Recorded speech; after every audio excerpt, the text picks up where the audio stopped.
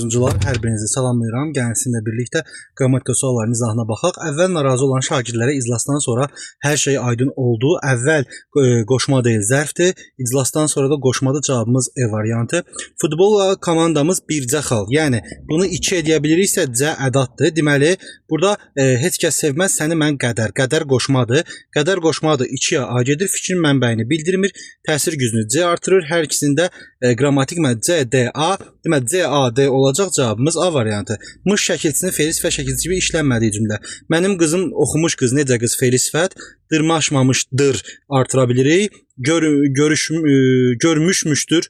Görmüşmüş, daha doğrusu dur artıra bilmirik, amma mış burada özündən sonra hissəci qəbul edib. Cavabımız 2, 4. Cəsarətli əskər necə? Ordu generalı idi. Kim insan, hansı insan qarşılayır, hansı qarşılayır?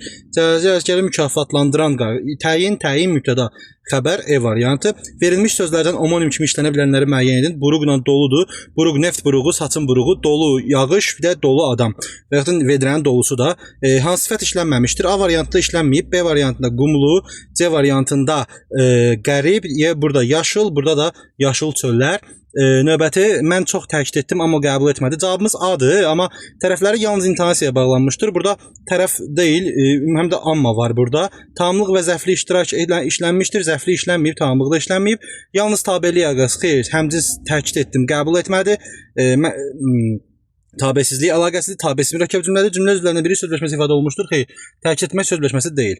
Şəhərdəki binalar təmir olundu. Hansı binalar? Təyinin əlavəsi işlənmişdir. Burada hansı cümlədə bütün sözlərin yazışı tərəfindən fərqlidir? Sınıq, ürək, sevinməz mu ilə işlənir. Cavabımız A variantıdır. Keyfiyyətdir. Gələn burada dəyişmir, daha dəyişmir, səfərə dəyişmir, heç kəsdə dəyişmir. Deməli, verilmiş 3 dənə cümlə verib bizə. Birinci cümlədə baş cümlənin hər ikisi iştirak etmişdir.